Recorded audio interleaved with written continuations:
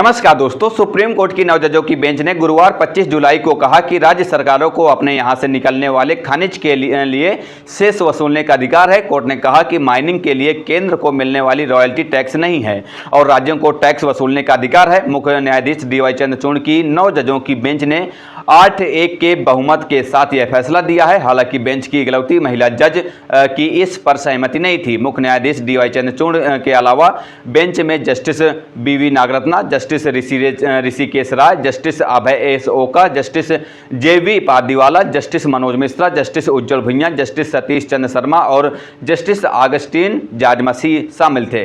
Justice बीवी नागरत्ना ने अल्पमत का फैसला पढ़ते हुए कहा कि राज्यों के पास खदानों और खनिज युक्त भूमि पर टैक्स लगाने का विधायी अधिकार नहीं है। जस्टिस नागरत्ना सुप्रीम कोर्ट की ऐसी जज है जो कई बड़े मामलों में अपने फैसलों को लेकर चर्चा में रहती हैं। इसी साल जनवरी में उन्होंने गुजरात के बिल्किस बानो के गैंग रेप केस के दोषियों को सलाखों के पीछे पहुंचाया था। उन्होंने दोषियों को रिहा करने के गुजरात सरकार के फैसला को गलत बताया था। इसी तरह साल 2016 में 500 और 1000 के नोट बंद करने के केंद्र सरकार के फैसले पर भी जस्टिस नागरत्ना ने अलग राय दी थी, जहां बेंच ने नोटबंदी के फैसले को वैध करार दिया, वहीं जस्टिस नागरत्ना ने इसे गलत और गैर कानूनी करार दिया था। इसके अलावा freedom of speech, head speech और नाजायज संतान से जुड़े एक मामले को लेकर भी अपनी टिप्पणी से वह काफ़ी चर्चा में रही हैं। जस्टिस बीवी नागरत्ना साल 2021 से सुप्रीम कोर्ट की जज हैं। उन्होंने साल 1987 में वकालत शुरू की थी और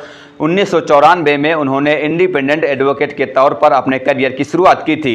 इसके बाद साल 2008 में वह कर्नाटक हाई कोर्ट की जज के तौर पर नियुक्त की गई। 18 फरवरी 2008 को उन्हें एडिशनल जज बनाया गया और 17 फरवरी 2010 को कर्नाटक हाई कोर्ट का परमानेंट जज नियुक्त किया गया। यहाँ जज रहते हुए जस्टिस नागरत्ना को कर्नाटक जुडिशरी एकेडमी और बेंगलोर मेडिटेशन सेंटर का प्रमुख भी बनाया गया था। इसके बाद 31 अगस्त 2021 में उन्हें सुप्रीम कोर्ट के जज के तौर पर नियुक्त किया गया और 29 अक्टूबर 2027 को उनका रिटायरमेंट है।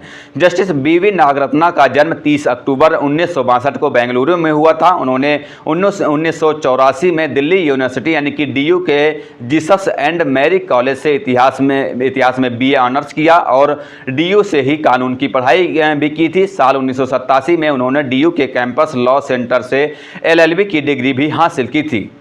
बहरहाल इस खबर पर इतना ही। आगे की जो भी अपडेट होंगी हम आप तक पहुंचाते रहेंगे। फिलहाल चलते हैं, मिलते हैं किसी नई खबर के साथ। तब तक के लिए बहुत बहुत धन्यवाद। जय हिंद, जय भारत।